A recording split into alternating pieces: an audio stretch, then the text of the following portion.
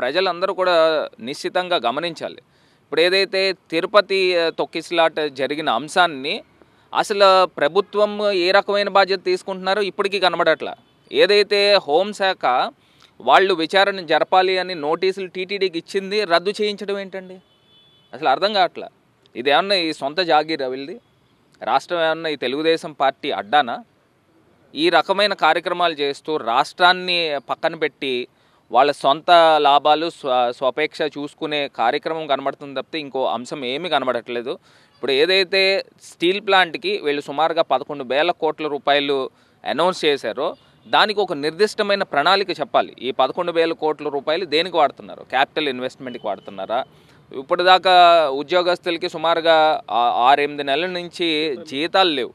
దానికి సంబంధించి ఒక క్లారిటీ ఇవ్వండి. ఇప్పుడు ప్రైవేటైజ్ చేయట్లేదు అని చెప్పి ఏదైతే మీరు పార్లమెంట్లో ప్రైవేటైజ్ చేస్తామని మీరు ఏదైతే ప్రెస్ చేసి చెప్పారో అట్లాగే ఒక వేదిక మీద ప్రధానమంత్రి గారు కానీ, హోంమంత్రి గారు కానీ, లేకపోతే స్టీల్ శాఖ మంత్రి గారు కానీ వీళ్ళు ఎవరో ఒకళ్ళు అనౌన్స్ చేయాలి. ప్రైవేటైజ్ చేయట్లేదు స్టీల్ ప్లాంట్ని, ఏదైతే సెయిల్లో విలీనం చేసే కార్యక్రమం పలు అంశాలు ఉన్నాయి.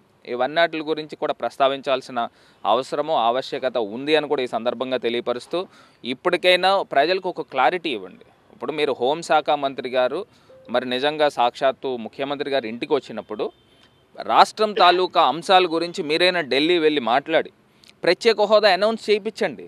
ఇప్పుడు మీకు నిజంగా మీరు ఒకటి ఎన్డీఏ ప్రభుత్వం కూడా ఇప్పుడు ఇవాళ ఉన్న బీజేపీ ప్రభుత్వం కూడా పూర్తి స్థాయి మెజారిటీ లేదు, మైనారిటీలో ఉన్నారు.